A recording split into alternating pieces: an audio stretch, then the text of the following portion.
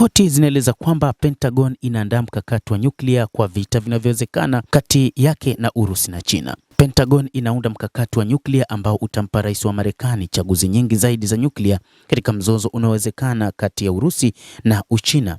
NBC News imeripoti jana Jumatano ikinukuu vyanzo vinavyofahamu mipango hiyo.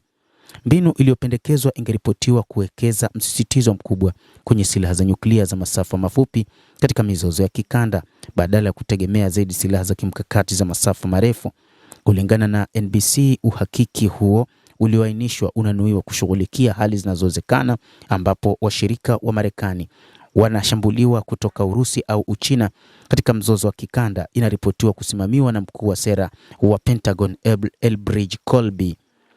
Maafisa wa ulinzi wa Marekani waliambia NBC lengo ni kumpa rais chaguo zaidi na halisi zinazoaminika zaidi za nyuklia, akisema kuwa chaguzi nyingi zaidi zitaimarisha kuzuia mapitio yaliyoripotiwa ambayo yanakuja takriban miezi 6 baada ya kumalizika kwa mkataba mpya wa New START. Mkataba wa mwisho uliosalia wa nchi mbili unaozuia silaha za kimkakati za nyuklia za Marekani na Urusi ulitoa saini mwaka 2010 na kupanuliwa mwaka 2021. Mkataba huo ulishika kila upande kwamba usiwe na zaidi ya vichwa 1550 vilivyotumika vya kimkakati vya nyuklia na mifumo 700 ya uwasilishaji iliyotumwa, huku ukitoa hatua za wazi na uthibitishaji kwenye tovuti. Muda wake uliisha mnamo Februari bila mbadala. Hata hivyo, hakukuwa na majadiliano yoyote juu ya kuhuishwa kwa mkataba huo wa New START unaoyahusu mataifa ya Urusi na Marekani.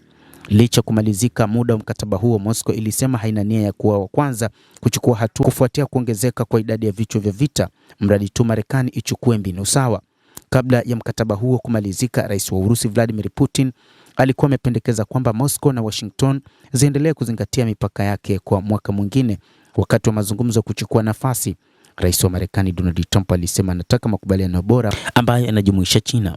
Beijing, ambayo silaha zake za nyuklia zinakadiriwa kuwa vichwa 600 vya kivita, ilikataa kujiunga na mazungumzo hayo, ikisema nchi zisizokuwa na silaha kubwa zaidi za nyuklia zinapaswa kubeba jukumu la msingi la upokonyaji silaha za nyuklia. Moscow kisha ilisema kwamba makubaliano yote yaliyopanuliwa yanapaswa pia kujumuisha wanachama wa NATO wenye silaha za nyuklia ambao ni pamoja na Ufaransa na Uingereza. Urusi ilisasisha matumizi yake ya silaha za nyuklia mnamo mwaka 2024, ikisema kwamba uchokozi wa serikali isiyokuwa na nyuklia inayoungwa mkono na nguvu za nyuklia itachukuliwa kama shambulio la pamoja, na kwamba silaha za nyuklia zinaweza kutumika ikiwa uchokozi wa kawaida utaleta tishio kubwa kwa uhuru au uadilifu wa eneo la Urusi au mshirika wake Belarus. Moscow imekuwa ikikosoa kutumwa kwa silaha za nyuklia za Amerika barani Ulaya kama sehemu ya mipango ya NATO ya kugawana nyuklia, ijapokuwa imesema haina nia ya kushambulia taifa lolote la NATO. Imeonya kuwa italenga silaha zake za nyuklia kwa nchi zinazohifadhi silaha hizo zinazolenga Urusi.